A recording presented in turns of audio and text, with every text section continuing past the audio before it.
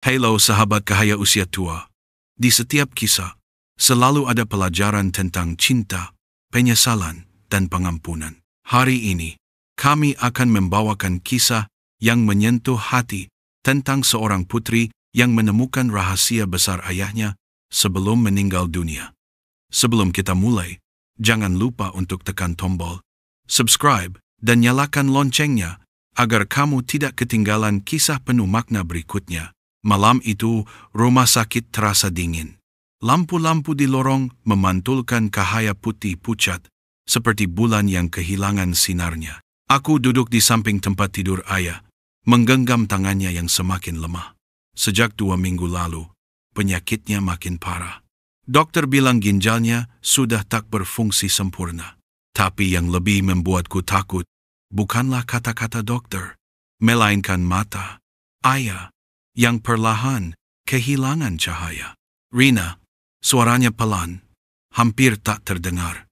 Aku menunduk, menatap wajahnya yang penuh keriput. Iya ya, aku di sini. Ayah menarik napas berat. Kalau ayah nggak ada nanti.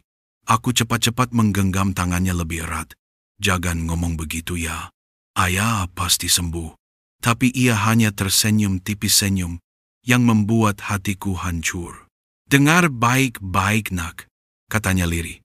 Di utara, di kota kecil, dekat perbatasan, ayah punya istri dan seorang anak perempuan. Aku terpaku, seolah dunia berhenti berputar. Suara mesin monitor detak jantung di samping tempat tidur tiba-tiba terdengar lebih keras dari sebelumnya. Maksud ayah, apa? Aku menatapnya, tak percaya. Tapi ayah hanya menutup matanya, mencoba mengatur napas yang tersengal. Namanya Sari dan anaknya. Mungkin seusiamu sekarang. Carilah mereka nak. Mereka keluarga kita juga. Air mataku jatuh tanpa bisa kutahan. Selama ini, aku mengira ayah hanya mencintai ibu wanita yang telah menemaninya sampai tua. Tapi malam itu, sebelum matanya benar-benar terpejam untuk terakhir kalinya, ayah meninggalkan luka sekaligus pesan yang mengubah seluruh hidupku. 3 hari setelah pemakaman, rumah kami dipenuhi suara pelayat dan bau bunga melati yang mulai layu. Ibu duduk di ruang tamu, diam, menatap kosong. Ia belum banyak bicara sejak ayah pergi. Tapi, aku tahu, mungkin di dalam hatinya, badai sedang mengamuk. Aku ingin bercerita tentang rahasia di utara itu, tapi lidahku kelu. Bagaimana aku harus mengatakannya? Bahwa sebelum meninggal, ayah mengaku punya istri lain dan anak yang belum pernah kami temui. Malam itu, setelah semua orang pulang, aku membuka laci meja ayah. Ada satu amplop coklat tua di dalamnya dengan tulisan tangan yang hampir pudar. Untuk Rina. Tangan gemetar saat kubuka surat itu. Nak, kalau kau membaca ini, berarti ayah sudah pergi. Jangan salahkan ibu, dan jangan salahkan siapapun. Hidup ayah pernah salah arah, dan dari kesalahan itu, lahirlah seseorang yang juga berhak mendapat kasih. Di kota Serambi Utara, carilah Sari dan putrinya. Mereka tak tahu kabar ayah selama lebih dari 20 tahun. Tolong, temui mereka. Aku menutup surat itu dengan air mata.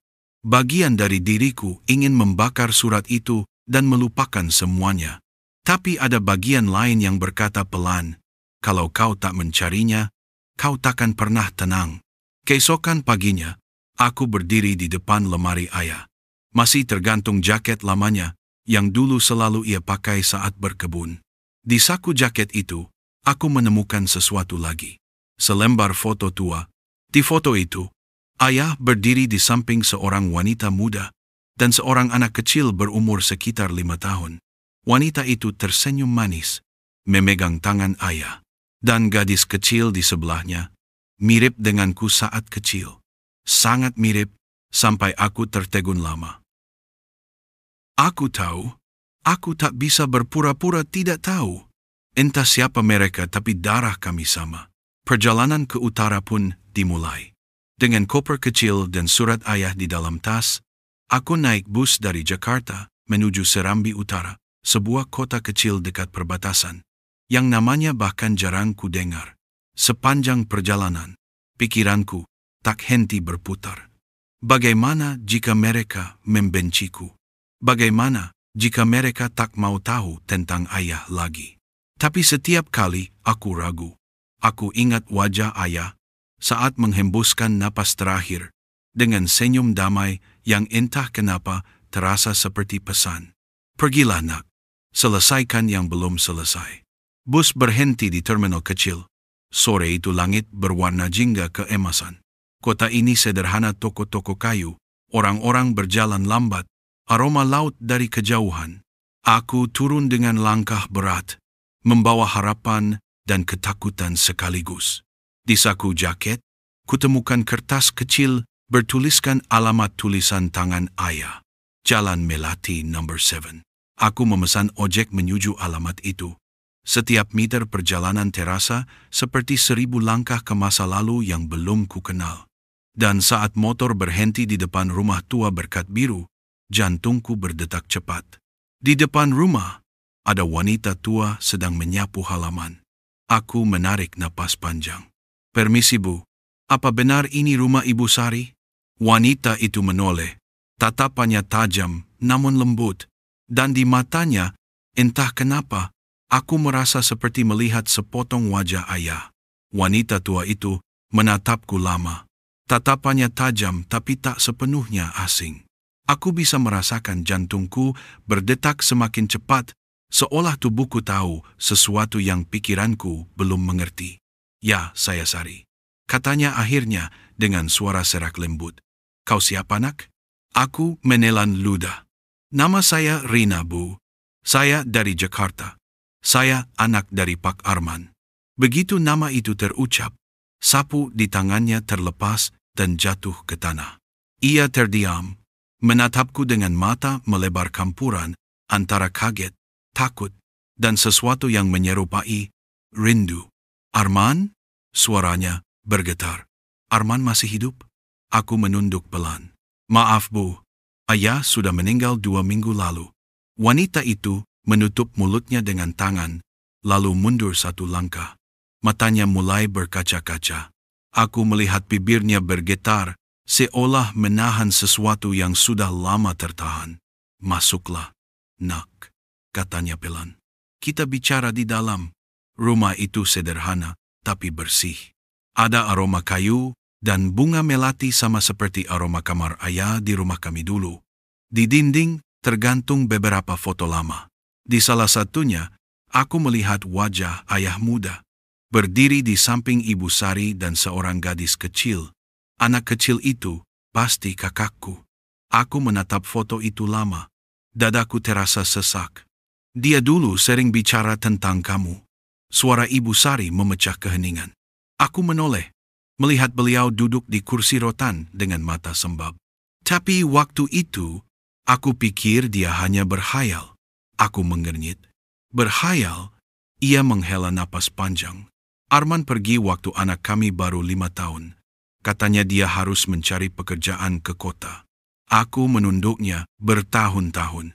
Tapi tak pernah ada kabar sampai aku pasrah dan menduga dia sudah tak ingin kembali.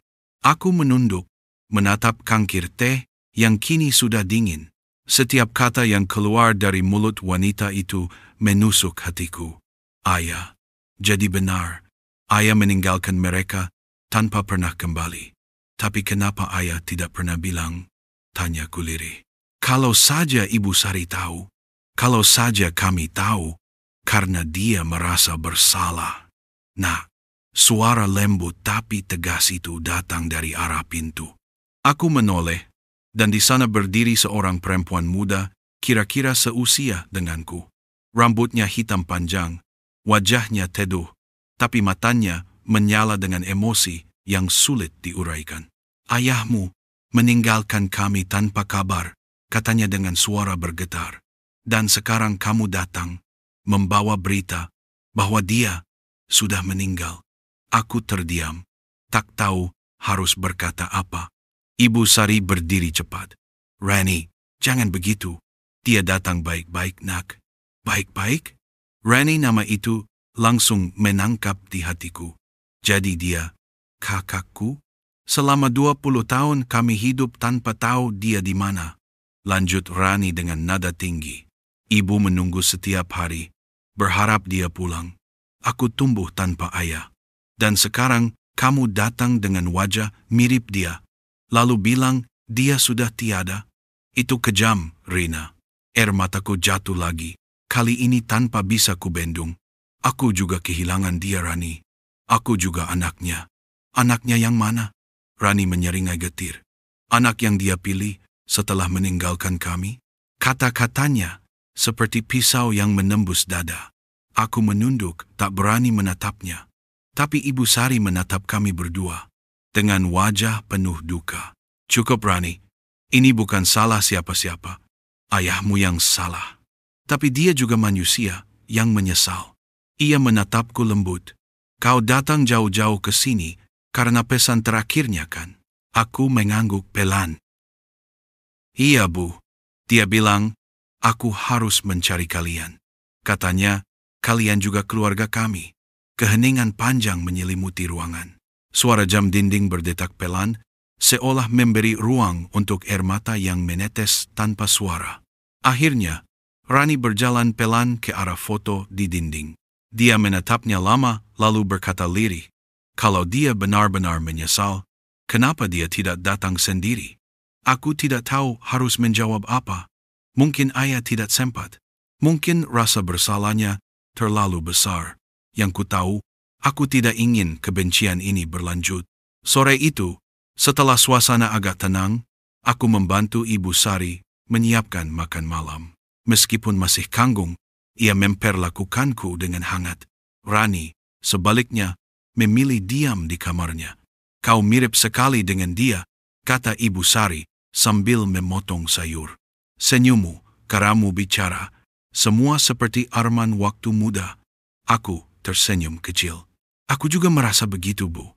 Bahkan aroma rumah ini, entah kenapa mengingatkanku pada ayah. Beliau menghela napas panjang. Dia bukan pria sempurna, tapi dulu dia mencintai kami dengan tulus. Hanya saja, hidup membuatnya salah jalan. Aku menatap wajah Ibu Sari, melihat sisa cinta yang masih tersisa, meski sudah bercampur luka. Kadang cinta tak benar-benar hilang, hanya terkubur di bawah waktu dan penyesalan. Malamnya, aku tak bisa tidur. Aku duduk di teras rumah, menatap langit berbintang. Lalu ku dengar suara langkah pelan di belakang.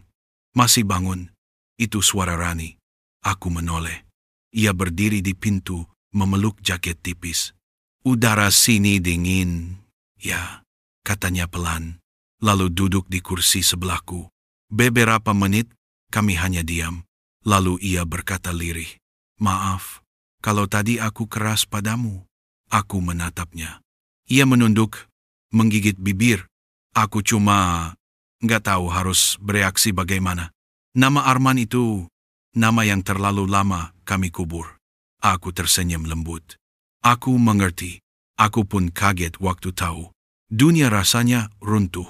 Ia menatapku, dan untuk pertama kalinya, aku melihat bukan kebencian di matanya, tapi kesedihan. Jadi, dia benar-benar menyesal? Aku mengangguk. Iya. Dia bahkan menulis surat untuk kalian.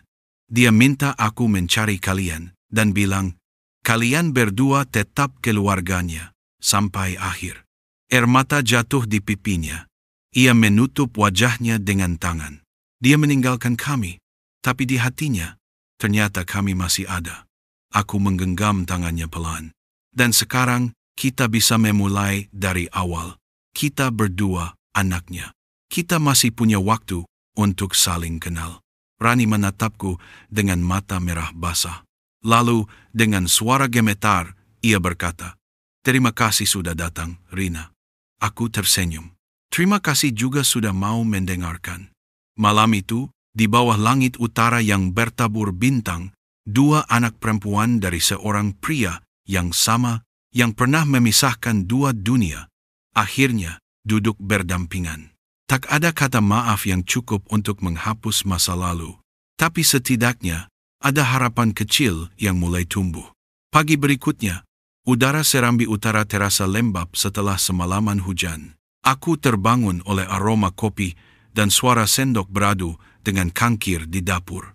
Dari jendela, kulihat Ibu Sari duduk di meja makan, memandangi sesuatu amplop-amplop tua berwarna kuning kecoklatan. Aku melangkah pelan ke arahnya. "Ibu, sedang lihat apa?" Beliau menatapku dengan mata sayu. "Surat-surat dari ayahmu." Aku terkejut. "Ayah menulis surat untuk ibu." Ibu Sari mengangguk pelan. "Tapi surat-surat ini baru sampai setahun lalu." Aku menarik kursi dan duduk di depannya. Beliau membuka salah satu amplop dan mengeluarkan kertas lusuh yang masih beraroma lembab hujan. Tulisan tangan itu kukenal. Tulisan ayah. "Sari, maafkan aku. Aku ingin pulang, tapi hidup tak semudah itu. Aku jatuh sakit dan kehilangan pekerjaan di kota. Aku takut pulang tanpa apa-apa. Aku menulis surat ini dari rumah sakit. Kalau Tuhan izinkan, aku akan menemuimu segera bersama Rina, anakku yang lahir dari pernikahan keduaku. Tolong jangan benci dia. Aku hanya ingin semua anakku saling mengenal." Aku menatap surat itu lama, jemariku bergetar. Jadi, ayah pernah mencoba kembali. Tapi mengapa surat ini baru sampai setelah bertahun-tahun? Ibu Sari menjawab pertanyaan yang bahkan belum sempat aku lontarkan. Surat-surat ini ditemukan oleh tukang pos lama yang sakit parah. Katanya, dulu kantor pos kecil di sini terbakar dan banyak surat terselamatkan tapi tak sempat dikirim. Waktu dia meninggal, anaknya menemukan surat-surat ini dan menyerahkannya padaku. Aku memejamkan mata. Rasa sesak menjalar ke dada. Begitu banyak kesalahpahaman. Begitu banyak waktu yang terbuang hanya karena takdir mempermainkan jarak dan waktu. Hari-hari berikutnya, aku mulai mengenal Rani lebih dekat. Kami sering berjalan di tepi pantai, tempat ombak kecil memecah di batu-batu karang. Di sana, ia bercerita tentang masa kecilnya, tentang malam-malam ketika ia menunggu ayah pulang, tentang setiap tahun ia membuat kartu ulang tahun kecil dan menulis, "Untuk ayah, semoga cepat pulang." Aku menatap laut dan berbisik, "Seandainya ayah tahu kau menunggu selama itu." Rani tersenyum getir. Mungkin dia tahu. Mungkin rasa rinduku sampai padanya dengan cara yang tak bisa kulihat. Aku menggenggam tangannya. Sekarang aku yang datang untuk menggantikan dia. Mungkin ini caranya meminta maaf. Ia menatapku lama lalu mengangguk, dan aku menerimanya. Sore itu, saat membereskan kamar ayah di rumah Ibu Sari, aku menemukan satu lagi benda kecil di dalam koper tua. Sebuah buku, catatan kulit berwarna coklat, sudah mulai rapuh. Di halaman pertama tertulis, "Untuk Rina dan Rani, dua cahaya yang pernah dan selalu ayah cintai." Tanganku gemetar saat membalik halaman berikutnya. Di sana ada tulisan panjang, mungkin catatan harian ayah. "Aku tak pernah ingin meninggalkan salah satu dari kalian. Tapi waktu itu, Ibu Rina jatuh sakit keras. Aku harus memilih, tetap di sini tanpa bisa menolong, atau pergi untuk mencari pengobatan. Aku berjanji akan kembali, tapi hidup menuntunku ke arah lain. Rani, maafkan ayah. Rina, tolong sampaikan pada kakakmu bahwa ayah tak pernah berhenti memikirkan dia setiap malam." Air mataku menetes membasahi halaman itu. Semua kebencian, semua kekecewaan yang sempat tumbuh di hati Rani, kini terasa begitu kecil dibandingkan rasa kehilangan yang lebih besar. Kehilangan kesempatan untuk berbicara langsung, untuk memaafkan, untuk memeluk. Malamnya, aku dan Rani duduk di depan makam kecil di belakang rumah, tempat Ibu Sari menanam bunga melati, untuk mengenang masa lalu. Aku membawa buku catatan ayah dan menyalakan lilin kecil di samping batu nisan itu. Rani mengambil buku itu, membacanya perlahan. Setiap kata membuat bahunya bergetar. Setelah selesai, ia menatap langit malam dan berbisik, "Ya, Kalau ayah mendengar kami sekarang, ketahuilah, aku sudah memaafkan. Aku menggenggam tangannya. Aku yakin ayah mendengar, Kak. Ia tersenyum, tapi air matanya tak berhenti mengalir. Mungkin selama ini, aku terlalu sibuk membenci sampai lupa kalau rasa rinduku sebenarnya lebih kuat. Keesokan harinya, sebelum aku pulang ke Jakarta, Ibu Sari memberiku sebuah kalung kecil.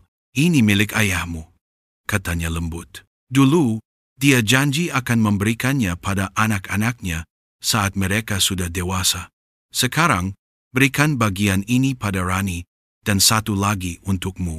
Aku menerima 2 liontin kecil berbentuk hati yang terbelah 2. Satu bertuliskan Rina, satu lagi Rani. Ketika disatukan, 2 potongan itu membentuk kata keluarga. Rani menatapku dan tersenyum. Kau datang membawa luka, tapi juga membawa bagian yang hilang dari hidupku. Aku tersenyum balik. Mungkin begitu cara Tuhan bekerja, Kak. Kadang kita kehilangan seseorang hanya untuk menemukan keluarga yang lain. Kami berpelukan lama di depan rumah berkat biru yang kini terasa hangat meski angin utara berhembus kencang. Beberapa minggu kemudian, di Jakarta, aku duduk di teras rumah sambil membaca ulang buku catatan ayah. Aku menulis surat untuk Rani setiap minggu, dan kadang ia membalas dengan foto-foto bunga melati di halaman rumahnya. Hidup kami berdua tak lagi sempurna, tapi setidaknya sekarang lengkap. Dan setiap kali aku menatap langit malam, aku membayangkan ayah tersenyum dari tempat yang jauh, melihat 2 putrinya akhirnya saling menemukan. Hari terakhir di Serambi Utara, Rani memelukku erat di depan rumah kecil itu. Aku nggak tahu kapan bisa ke Jakarta, katanya pelan. Aku mengangguk, menahan air mata. Nggak apa, Rani. Aku yang bakal sering ke sini. Kita tetap saudara, kan? Rani tersenyum. Selamanya. Sejak saat itu, aku tahu perjalanan ini belum benar-benar selesai. Masih ada satu hal yang belum kutemukan. Pengampunan dari ibu. Beberapa minggu setelah aku pulang, rumah terasa sepi. Setiap malam, suara hujan di atap seperti membawa kembali suara ayah memanggilku kecil dulu. Sampai suatu pagi, aku menemukan kotak kayu tua di lemari ayah. Di dalamnya ada jam saku, beberapa foto lama, dan sebuah surat yang belum pernah kubuka. Kertasnya mulai menguning dengan tulisan tangan yang kukenal. Untuk Rina dan Rani. Aku menahan napas, lalu membuka perlahan. Tinta di surat itu sudah pudar, tapi kata-katanya masih hidup. Anak-anakku, jika kalian membaca ini, berarti ayah sudah pergi. Aku tidak bisa menghapus kesalahanku di masa lalu, tapi aku ingin kalian tahu, aku mencintai kalian dengan cara yang salah, namun cinta itu nyata. Maafkan ayah. Bukan karena ayah pantas dimaafkan, tapi karena ayah ingin kalian hidup tanpa beban yang kutinggalkan. Surat itu menembus hatiku, seperti hujan menembus tanah kering. Malam itu aku menangis lama, bukan karena marah, tapi karena akhirnya aku mengerti. Ayah bukan meninggalkan kami, dia hanya tersesat mencari bentuk cinta yang tak sempurna. Keesokan harinya, aku membawa surat itu ke ibu. Dia membaca dalam diam. Beberapa detik kemudian, air matanya jatuh ke kertas yang sama. Waktu ayahmu pergi ke utara, ibu membencinya, katanya lirih. Tapi setiap kali dia sakit, dia menyebut nama Rani. Ibu tahu, hatinya tidak pernah berhenti menyesal. Aku menggenggam tangannya. Bu, Rani ingin datang ke Jakarta. Dia ingin mengenal ibu, bukan sebagai pengganti ayah, tapi sebagai keluarganya. Ibu diam cukup lama. Lalu ia berkata lembut, kalau ayahmu meninggalkan 2 bunga, biarkan keduanya tumbuh di taman yang sama. Beberapa minggu kemudian, Rani datang. Saat pintu terbuka, udara terasa berat dan sunyi. Rani menunduk dalam-dalam. Bu, saya minta maaf kalau kedatangan saya bikin gak nyaman. Ibu menatapnya, lalu berkata pelan, anak yang datang karena cinta, Nggak pernah bikin rumah ini sempit. Lalu ibu memeluk Rani. Tangis kami pecah bersamaan. Untuk pertama kalinya, aku melihat wajah ayah dalam senyum dua perempuan yang ia cintai dengan caranya sendiri. Beberapa bulan berlalu, kami bertiga sering ke makam ayah bersama. Menanam bunga melati, satu di kanan, satu di kiri batu nisan. Setiap kali mekar, aku selalu teringat kalimat terakhir di surat itu. Cinta tidak akan sempurna. Tapi jika tulus, ia akan menemukan jalannya pulang. Dan aku tahu, cinta itu akhirnya pulang lewat kami. Sahabat Cahaya Usia Tua, hidup tak selalu memberi kita kesempatan untuk memulai dari awal, tapi selalu memberi ruang untuk memaafkan. Kadang cinta datang dalam bentuk yang salah, tapi jika kita mau membuka hati, yang salah pun bisa menjadi indah. Jika kisah ini menyentuh hatimu, jangan lupa tekan subscribe, beri like, dan tulis di komentar. Apakah kamu pernah memaafkan seseorang yang sebenarnya tak sempat meminta maaf? Sampai jumpa di kisah berikutnya, di mana setiap luka menemukan cahaya di usia tua.